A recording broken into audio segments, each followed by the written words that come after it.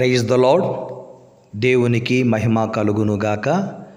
నేటి దేవుని వాగ్దానము యెషయా గ్రంథము 36వ అధ్యాయము 9, 10, 11 వచనాలు. నేను మీ పక్షముననున్నాను, నేను మీ తట్టు తిరగగా మీరు దున్నబడి విత్తబడుదురు.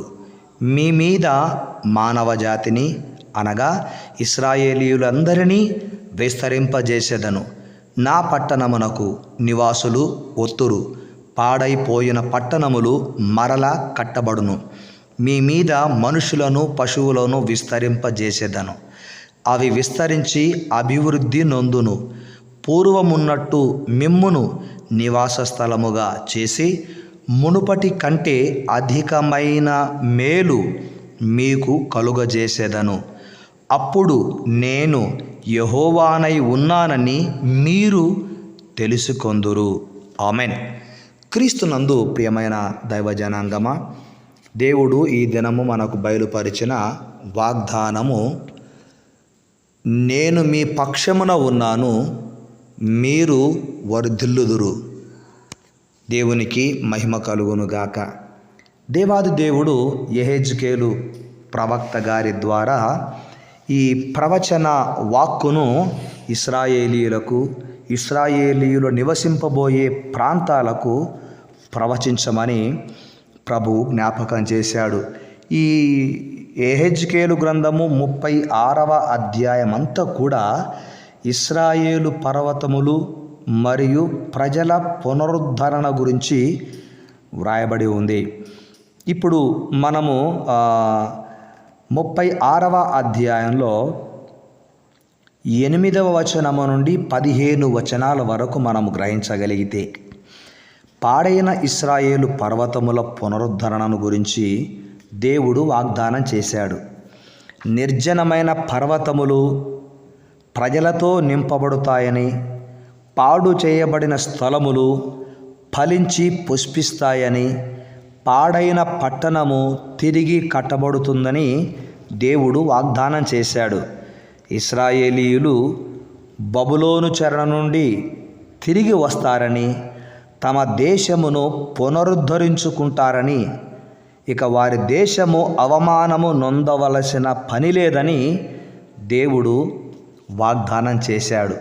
ఈ విషయాలు 36వ అధ్యాయము యెహెజ్కేలు 8వ వచనము నుండి 15 వచనాల వరకు వ్రాయబడి ఉంది. ప్రభువునందు ప్రియమైన దైవజనాంగమా, మునుపటి కంటే అధికమైన మేలు మీకు కలుగజేసేదను, మీరు అభివృద్ధి పొందుతారు, విస్తరిస్తారు అని దేవుడు వాగ్దానం చేశాడు. ఈరోజు ఈ వాగ్దానం నీకు బయలుపరచడంలో దేవుని ఉద్దేశం ఏంటంటే, అనేక జీవితాలు పతనావస్థకు చేరుతున్నాయి, పడిపోతున్నాయి, ఆత్మీయ జీవితంలో పాడైపోతూ ఉంటున్నాయి. అయితే వాటిని పునరుద్ధరించుకునే అవకాశాలు దేవుడు కల్పిస్తున్నప్పటికీ కూడా వాటిని గుర్తించలేకపోతూ ఉంటున్నారు. దేవుడు ఈ దినము నీకిచ్చిన గొప్ప వాగ్దానం ఏంటంటే, నిన్ను నేను బాగు చేసుకున్నాను, నిన్ను నేను కట్టుకున్నాను, నీవు ఫలించాలని ఆశిస్తున్నాను అని దేవుడు వాగ్దానం చేస్తూ ఉన్నాడు. ప్రభువునందు ప్రియమైన దైవజనాంగమా, నాడు ఇశ్రాయేలీయులు బబులోను చెరకు వెళ్ళారు. బబులోను చెరలో కొంతకాలం ఉన్నారు, ఎన్నో అవమానాల పాలయ్యారు. కానీ దేవుడు వారిని వారి దేశమునకు తీసుకొని వచ్చి, ఇక మీరు అవమానం నొందవలసిన అవసరం లేదు, నేను మీకు మునుపటి కంటే అధికమైన మేలు కలగ చేస్తానని వాగ్దానం చేశాడు. ఈరోజు ఒకవేళ నీవు లోకములో జీవిస్తూ దేవుని బిడ్డగా గుర్తింపు కలిగి ఉన్నావు గనుక, నిన్ను ఎవరైనా అవమానపరుస్తూ ఉన్నట్లయితే, అంటే అవమానములు రకరకాలుగా ఉంటాయి. ఇంత వయసు అయినా నీకు వివాహము కాలేదా? వివాహము జరిగి ఇన్ని సంవత్సరాలైనా నీకు సంతానము కలగలేదా? ఇంత చదువుకున్నావు కదా, నీకు ఎందుకు ఉద్యోగం రావడం లేదు? ఇలా రకరకాలుగా లోకము అవమానిస్తూ ఉంటుంది. కానీ మన దేవుడు ఈరోజు నీకు ఇచ్చిన వాగ్దానము, ఇక మీదట నీవు అవమానము నొందవలసిన అవసరము లేదు. నేను మునుపటి కంటే అధికముగా నిన్ను 1 అభివృద్ధి చేస్తాను, 2 నిన్ను విస్తరింపచేస్తాను, 3 నీకు మేలులు కలగ చేస్తాను. నన్ను నేను రుజువు చేసుకుంటాను. నేను యెహోవానై ఉన్నానని మీరు తెలుసుకునే విధముగా కార్యములు చేస్తానని దేవుడు ప్రమాణము చేశాడు. కనుక దేవుడు చేసిన ప్రమాణము ఎప్పటికీ కూడా అది నిరర్ధకము కాదు, కార్యము జరిగిస్తుంది. నీ జీవితంలో దేవుడు ఇచ్చిన ఈ గొప్ప వాగ్దానమును బట్టి దేవునికి నేను ఎంతగానో వందనాలు చెల్లిస్తున్నాను. ఈ వాగ్దానమును ఎత్తిపట్టి నీవు ప్రార్థన చేయి. నీ నిందకు అవమానమునకు ప్రతిగా దేవుడు గొప్ప దీవెనను కలుగచేసి మునుపటి కంటే అధికమైన మేలు నీకు దయచేస్తాడు. అట్టి కృప దేవుడు నీకు, నీ కుటుంబానికి, నీ బిడ్డలకు కలుగజేయును గాక. ఆమెన్. ప్రార్థన చేద్దాం.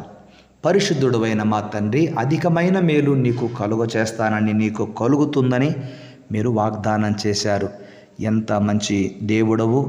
ఈ దినమునైనా ఈ వాగ్దానము ఎత్తిపట్టి ప్రార్థిస్తూ ఉన్నాము. అవును తండ్రి, లోకము అవమానపరుస్తూ ఉంది. ఇలాంటి లోకములో మేమున్నాము గనక అయినా మీ ప్రజలు అవమానములను భరించకుండా వారి జీవితంలో గొప్ప కార్యములు చేసి ఫలింపచేస్తారని, మేలు చేస్తారని, అభివృద్ధి పొందుతారని మీరు వాగ్దానం చేశారు. చేసిన ఈ వాగ్దానమును, ఈ వాగ్దాన వాక్కును మా బిడ్డల జీవితాలలో నెరవేర్చండి. విశ్వాసములో బలపరచండి నాయనా. విశ్వాసములో దినదినము అభివృద్ధి చెందుటకు మీ కృప చూపించమని నేను ప్రార్థిస్తూ ఉంటున్నాను. దయగలిగిన దేవుడవు, నిన్ను గూర్చి అన్ని జనులు చేయు అపహాస్యము నీకిక వినపడకుండా చేస్తానని నీవు జ్ఞాపకము చేసావు. జనముల వలన కలుగు అవమానము నీవింక భరింపవు. నీవు నీ జనులను పుత్రహీనులుగా చేయకముందు ఇదే ప్రభువు యెహోవా వాక్యాన్ని సెలవిచ్చిన దేవుడవు. అవును తండ్రి, జనముల వలన కలుగు అవమానము నీవిక భరింపవు అని వాగ్దానం చేశావు. యేసు నామములో ఆయన మీ యొక్క వాగ్దానమును మీ బిడల పక్షమున నెరవేర్చమని కోరుకుంటూ సకల మహిమలు మీకే చెల్లిస్తూ మా ప్రభువు రక్షకుడైన యేసు నామమున ప్రార్థించినవి పొంది ఉన్నాము తండ్రి. ఆమెన్. తండ్రి, కుమార, పరిశుద్ధాత్మ అన్యోన్య సహవాసము, సన్నిధి, సమాధానము, ఆయన వాగ్దానపు నెరవేర్పు మీ జీవితంలో, మీ బిడ్డల జీవితాల్లో నెరవేర్చబడునుగాక. ఆమెన్. ఆమెన్. శుభోదయం.